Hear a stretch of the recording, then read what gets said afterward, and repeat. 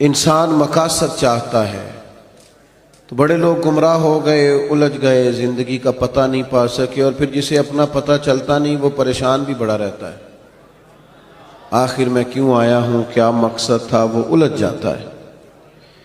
انسان کو اپنی معرفت پانے کے لیے معرفت الہی کی ضرورت ہے۔ من عرف نفسہ فقد عرف ربہ، وہ تلاش کرے اس کا مالک، اس کا رازق، اس کا خالق کون ہے۔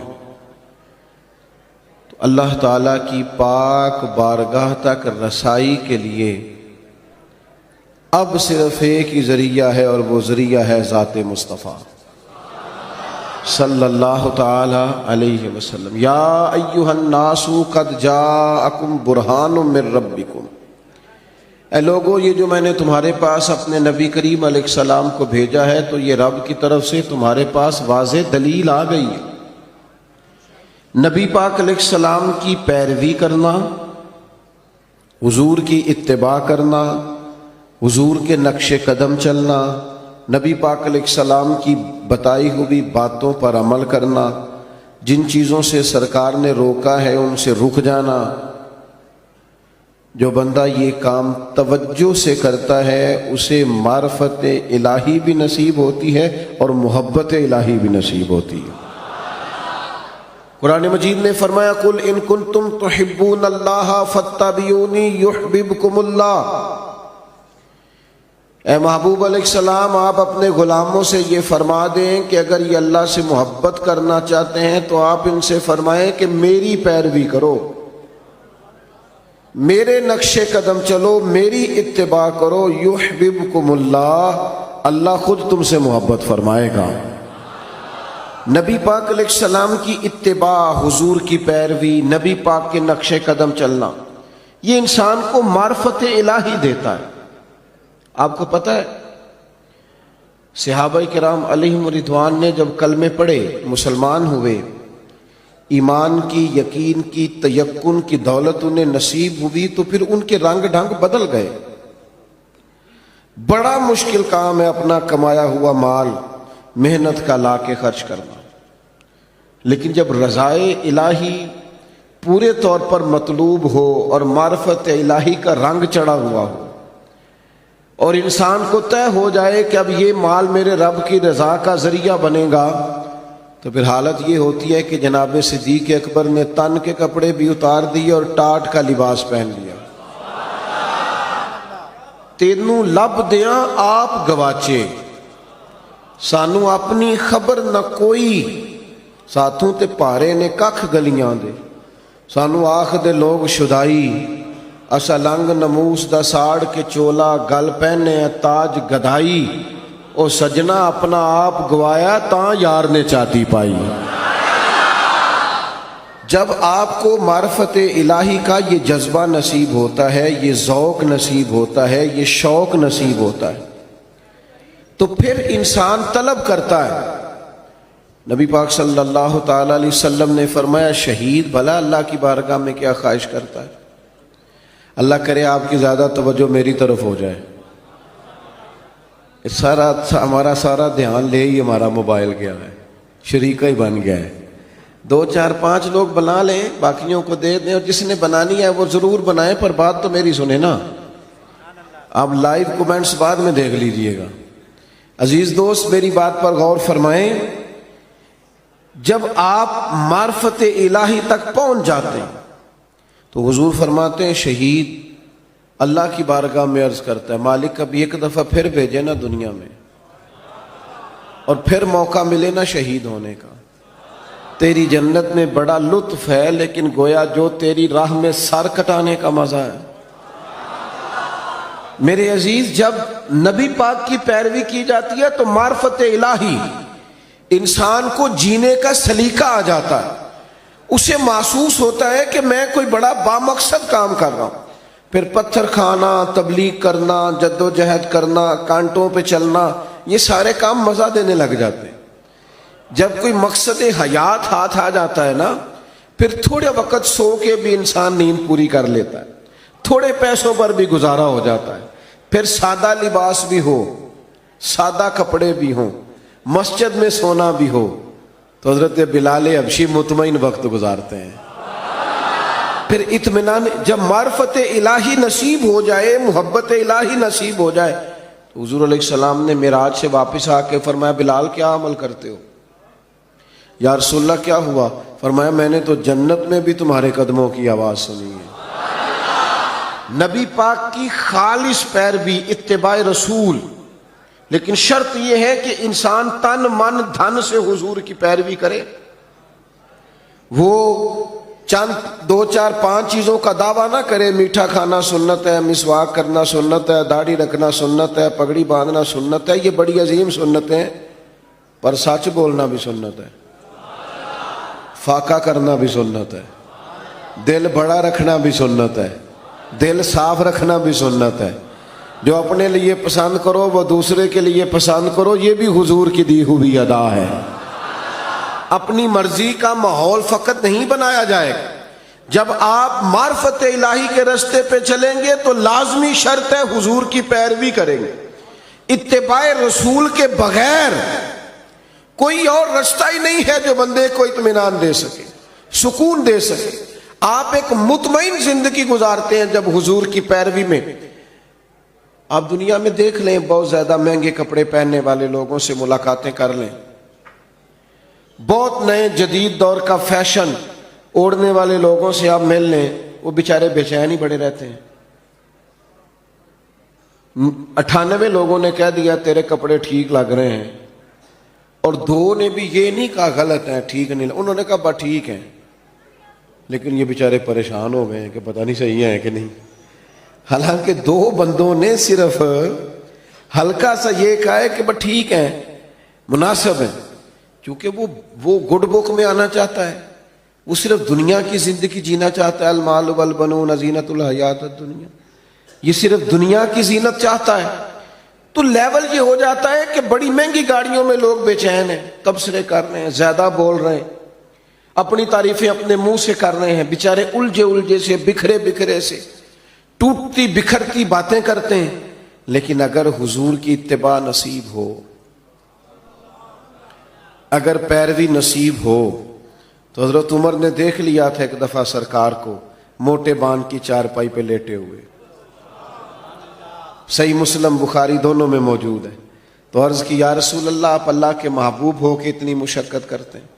تو محبوب نے فرمایا عمر تم یہ پسند نہیں کرتے کہ کیسر و کسرا دنیا میں آرام کریں اور آخر میں رسوا ہو جائے، اور ہم دنیا میں تھوڑی مشقت برداشت کریں اور آخرت کی ساری عزتیں اللہ ہمیں ہی عطا فرما دیں۔ بس یہ بات جناب عمر نے پلے سے باندھ لی، زندگی کو سادہ کیا، بود و باش کو سادہ کیا، حضور کی اتباع، اور یہ چیز تسلی دیتی ہے، دل مطمئن ہو جاتا ہے۔ آپ کبھی دیکھیں محنت مزدوری کرنے والے لوگوں کو، ان کو کوئی ٹینشن نہیں ہوتی کوئی ہمیں دیکھ رہا ہے کہ نہیں دیکھ رہا، کسی کو کپڑے پسند آئے ہیں کہ۔ جو لوگ اللہ تعالیٰ کی معرفت کے بعد مطمئن زندگی گزارتے ہیں وہ ذہنی الجھاؤ سے بچ جاتے ہیں، وہ ایک مطمئن اطمینان بخش وقت گزار کے دنیا سے جاتے ہیں۔ حضرت عمر رضی اللہ تعالیٰ عنہ کے زمانے میں فتوحات بہت زیادہ ہو گئی تھی، اور مال غنیمت بھی بڑی تعداد میں آتا تھا، 25 ہزار 50 ہزار دینار بدری صحابہ کو ملنے لگے تھے۔ وسعت آ گئی تھی، اور جائز بھی ہے کہ آپ کے پاس اگر پیسے ہوں، وسعت ہوں، تو آپ کوئی قیمتی لباس پہنے تو منع بھی نہیں، اچھا گھر بنا لیں تو منع بھی نہیں۔ لیکن حضرت عمر کا لباس وہی پرانا سادہ، کئی جگہوں پہ پابند لگے ہوئے، آتے اسی سے جمعہ پڑھاتے، اسی سے فیصلہ کرتے، اپنی زندگی میں مست، کوئی پرواہ نہیں۔ تو بچے جب بڑے ہو جاتے ہیں پھر ہلکے ہلکے مشورے بھی تو دیتے ہیں نا۔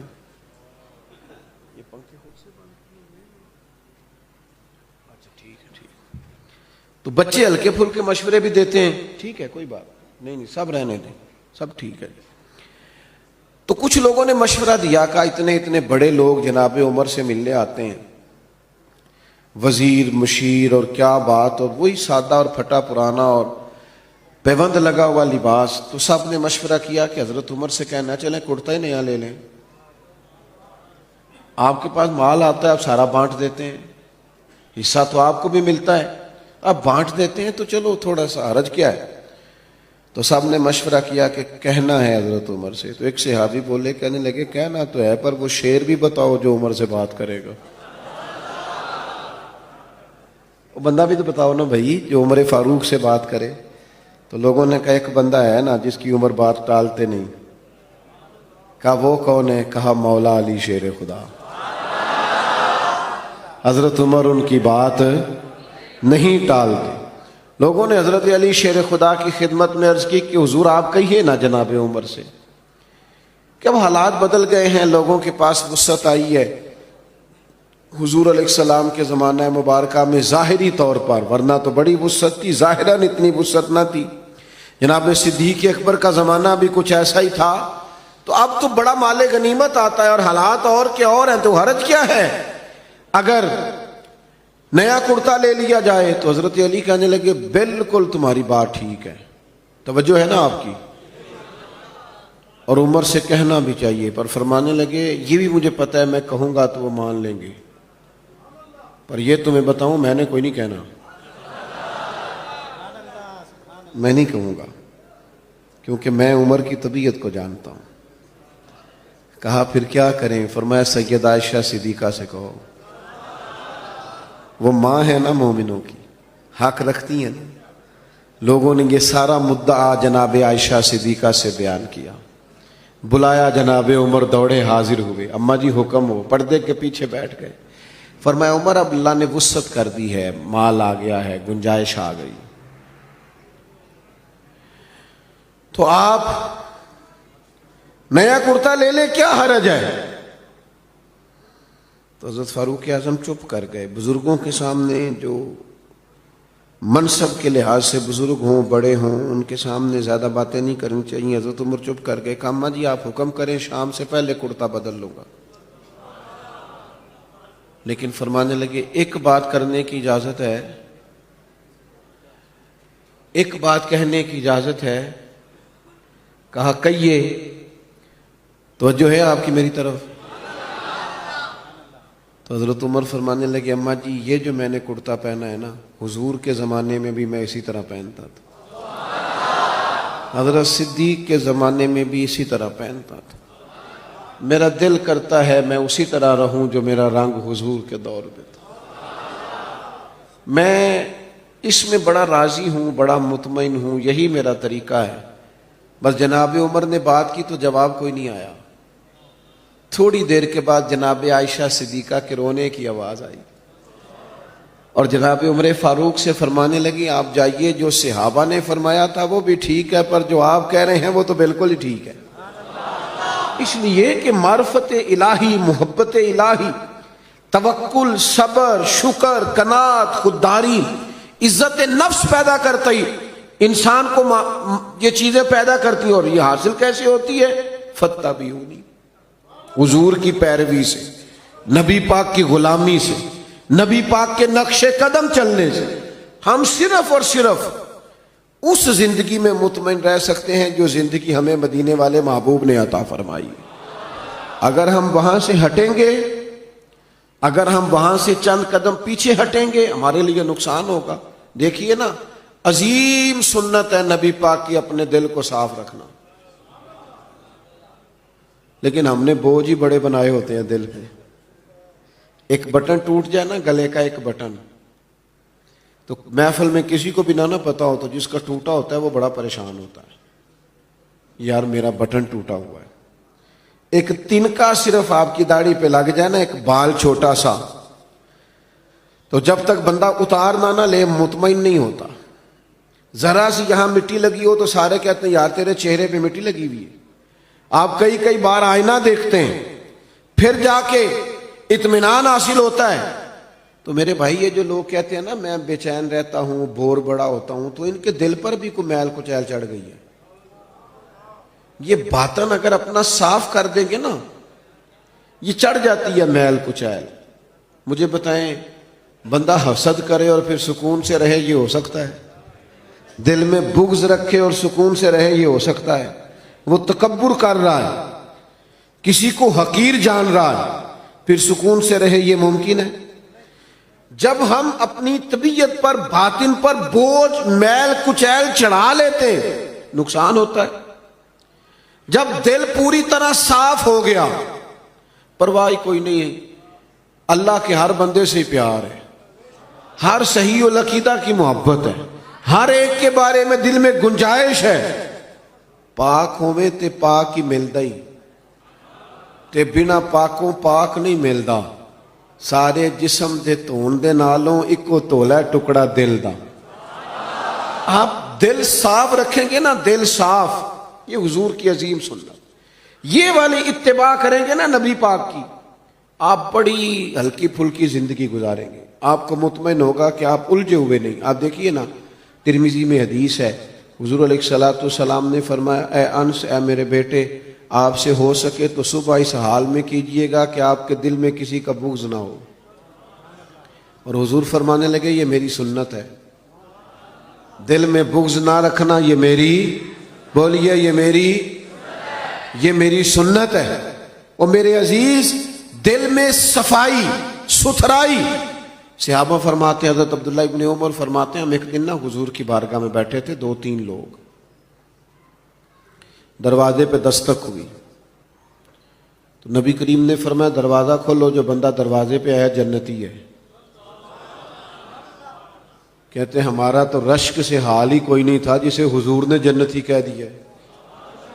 دروازہ کھولا تو بندہ بڑا سادہ سا، تازہ تازہ اس نے وضو کیا ہے، پانی کے قطرے داڑھی سے گر رہے ہیں، جوتے اس نے بغل میں دبائے ہوئے، آ کے حضور کی خدمت میں بیٹھا، کوئی کام کہا، پھر وہ رخصت ہو گیا۔ کہتے ہیں ہمیں بڑے رشک آیا کہ یار کمال آدمی ہے، حضور نے جنتی فرما دیا، یہ تو کمال ہو گئی۔ فرماتے ہیں اتفاق کی بات یہ کہ اگلا دن آیا، وہی ٹائم، وہی وقت، اسی طرح ہم بیٹھے تھے، پھر دستک ہوئی، حضور نے فرمایا کھولو دروازہ، جو آیا ہے وہ جنتی ہے۔ کہتے ہیں اب تو حال ہی کوئی نہیں تھا ہمارا تڑپنے والا، اس لیے کہ دروازہ کھولا تو بندہ بھی وہی تھا جو کل آیا ہے۔ او حضور تو اشارتاً کہہ دیں تو جسے نبی پاک نے 2 دفعہ کہہ دیا۔ مسند امام احمد بن حنبل میں روایت موجود ہے، فرماتے ہیں حسن اتفاق کے 3را دن، وہی ٹائم، وہی وقت، اسی طرح ہم بیٹھے تھے، دروازے پہ دستک ہوئی، محبوب فرمانے لگے کھولو، وہی جنتی آیا ہے۔ فرماتے ہیں ہمارا حال نہیں تھا کوئی، اس پر ناز کرتے، رشک کرتے، غبطہ ہوتا۔ بندہ آیا، سادہ بندہ، جوتے سائیڈ پہ رکھے، پانی کے قطرے داڑھی سے گر رہے تھے، وہ کام کیا، جب وہ باہر نکلا تو حضرت عبداللہ ابن عمر کہتے ہیں میں بھی اجازت لے کے اس کے پیچھے ہو گیا، میں نے کہا یار 2-3 دن اپنا مہمان بنا لو گے؟ 2-3 دن تو یہ بڑا عجیب کام ہوتا ہے نا، 2 گلیاں چھوڑ کے کسی کا گھر ہو تو وہ کہے مجھے مہمان بنا لو، تو کچھ ہوتے ہیں نا ایسے بھی مہمان، تو بن گئے مہمان، مجھے مہمان بنا لو۔ کہتے میں نے کہا بھئی میں کوئی امیر آدمی نہیں ہوں، غریب ہوں، جو روکھی سوکھی کھاؤں گا تمہیں بھی ملے گی، آ جاؤ۔ حضرت عبداللہ فرماتے ہیں 3 دن اور 3 راتیں میں اس کا مہمان رہا، میں پتہ کرنا چاہتا تھا وہ کیا عمل کرتا ہے، جس کی وجہ سے نبی پاک صلی اللہ تعالی علیہ وسلم نے جنت کی بشارت دے دی، میں معلوم کرنا چاہتا تھا۔ لیکن آپ فرماتے ہیں میں نے کوئی ایسی بات دیکھی نہیں، وہ عشاء پڑھ کے سوتا، فجر کی نماز تک سویا رہتا، اور میں تو درمیان میں اٹھ کے تہجد بھی پڑھتا تھا، وہ تو صرف کروٹیں بدلتا تو اللہ کا ذکر کرتا، باقی وہ ساری رات اس نے عشاء سے لے کر فجر کی اذان تک آرام کیا۔ فرماتے ہیں وہ تو تھوڑے صدقات کرتا تھا، میں زیادہ کرتا تھا۔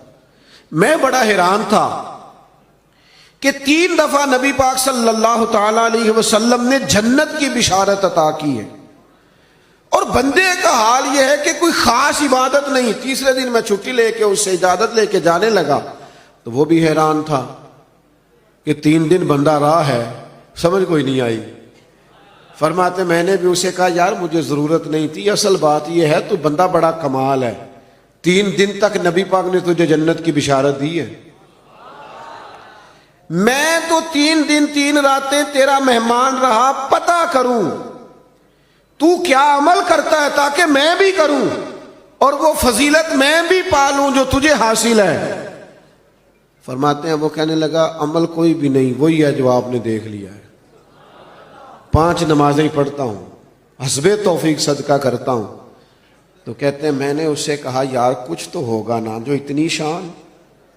تو کہنے لگا ایک چیز میرے پاس ہے، یہ آپ نے یاد رکھنی ہے، یہ ہماری محفل کا نچوڑ ہے. ایک چیز ہے، وہ کیا؟ کہنے لگا میرا دل بڑا صاف ہے، عداوت کوئی نہیں، حسد کوئی نہیں، بغض کوئی نہیں، اناد کوئی نہیں. اسی کسی دے کچھ بھی نہ لگ دے، نہ کوئی ساڈا دردی. ہم نے کوئی رٹا نہیں، کوئی کسی سے تنازع نہیں. اس نے مجھے سلوٹ کیوں نہیں کیا، فلانے نے سلام کو نہیں کیا، فلانے میرے وہ بچے کے دن رکھنے تھے مجھے بلایا کیوں نہیں، فلانے نے مشورہ کیوں نہیں کیا، منگنی پہ کیوں نہیں بلایا، ایک بندہ کیوں بلایا. میرا رٹا کوئی نہیں، دل صاف ہے. حضرت عبداللہ ابن عمر فرماتے ہیں میں سمجھ گیا. میں نے کہا تیرا دل صاف ہے نا، تو پھر مدینے والے محبوب نے بھی 3 دفعہ جنت کی بشارت عطا فرمائی. عزیز بھائیوں، ہم نے اتباع رسول کرنی ہے، پیروی کرنی ہے نبی پاک کی. یہی معرفت الہی کا بڑا ذریعہ ہے. سادہ زندگی گزارنی ہے، دلوں کو صاف رکھنا ہے، اپنے معاملات کو پوری طور پر اللہ کے سپرد کرنا ہے. باتیں زیادہ ہو نہیں سکتی، وقت کے دامن میں اتنی گنجائش نہیں سمیٹنے لگا ہوں. ایک بات میں نے ضرور کرنی ہے، آپ اتنی محبت سے دوست جمع ہوئے ہیں، چلے اللہ نے کبھی پھر موقع بنایا تو کسی کھلی جگہ پہ بیٹھیں گے انشاءاللہ تعالی. اب جو پیچھے ہیں وہ زیادہ پریشان ہیں، ان کو موقع نہیں مل رہا. ایک بات ضرور آپ سے عرض کرنی ہے، دلوں پہ جو بوجھ ہوں گے نا وہ ہمیں اپنوں سے دور کر دیں گے. غلطیاں ہو ہی جاتی ہیں. اچھا میں آپ کو بتاؤں، اپنوں کی غلطیوں کا ہمیں زیادہ پتہ اس لیے ہوتا ہے کہ ہم ان کے ساتھ جو زیادہ رہتے ہیں. انسان ہونے کے ناطے کمزوریاں دوسروں میں بھی ہوتی ہیں، پر وہ دور ہوتے ہیں تو ہمیں پتہ نہیں نہ ہوتا. کمزوریاں انسانوں میں رہیں گی، لیکن یہ جو ہم عداوت پال لیتے ہیں نا، آپ یقین کریں. ایک بوڑھے بزرگ مجھ سے کہنے لگے پیر صاحب بچے لڑ کے لیدا لیدا ہوئے نے تے اسی میاں بیوی سب تو چھوٹے نالاں ہن چونکہ بھرا لڑے نے تے اسی دوجے دے گھر نہیں جا سکتے. تو کہتے بچوں کی ماں کا یہ حال ہے کہ وہ کھڑکی کھول کے بیٹھ جاتی ہے کہ میرے بچے گزریں گے تو میں انہیں دیکھ لوں. کھڑکی کھول کے بیٹھی رہتی ہے کہ میرا بڑا بیٹا گزرے گا تو میں دیکھوں گی. او یار، اتنی عداوتیں، اتنی تکلیفیں. لوگ قبرستانوں میں نرے جنازے پڑھنے جاتے ہیں، صرف جنازہ، تاکہ لوگوں کو پتہ چلے میں آیا ہوں. ورنہ ہم نے دل سخت کر لی، طبیعتوں میں گھٹن ہے، ہمارے لہجے تلخ ہیں. ہم حضور کا میلاد منانے آئے ہیں اور نبی پاک کی غلامی. اتباع کا تو سبق یہ ہے کہ جو پتھر بھی مارے نا طائف والوں نے اور تکلیف بھی دی، تو صحابی نے کہا حضور کرے نا دعا یہ تباہ ہو جائیں. تو فرمایا دعا نہیں کرنی ان کی تباہی کی، اس لیے کہ یہ نہیں مانتے تو ان کی آنے والی نسلیں مان جائیں گی. دل کو سخت نہیں کیا اپنے دل میں. لوگوں کے مکے والوں نے کیا کچھ نہیں کیا، پر ایک دفعہ معافی مانگی، محبوب نے کئی دفعہ معاف فرمایا. تو میرے عزیز، اتباع رسول اصل ہے، اور اتباع رسول میں 2 چیزیں بنیادی ہیں. ایک سادہ رہے اور ایک دل کو صاف رکھیں. یہ 2 کام اگر کریں گے زندگی بڑی ٹھنڈی محسوس ہوگی، معیاری محسوس ہوگی. آپ خود اپنے اندر خوبصورتی محسوس کریں گے. اللہ میری آپ کی حاضری قبول فرمائے. سلام ہوگا اور یہاں بزرگ بیٹھے ہیں، ان میں سے کوئی دعا کرے گا. وما علینا الا البلاغ. کوئی نہیں، اناد کوئی نہیں، اسی کسی دے کچھ بھی نہ لگ دے، نہ کوئی ساڈا دردی. ہم نے کوئی رٹا نہیں، کوئی کسی سے تنازع نہیں. اس نے مجھے سلوٹ کیوں نہیں کیا، فلانے نے سلام کو نہیں کیا، فلانے میرے وہ بچے کے دن رکھنے تھے مجھے بلایا کیوں نہیں، فلانے نے مشورہ کیوں نہیں کیا، منگنی پہ کیوں نہیں بلایا، ایک بندہ کیوں بلایا.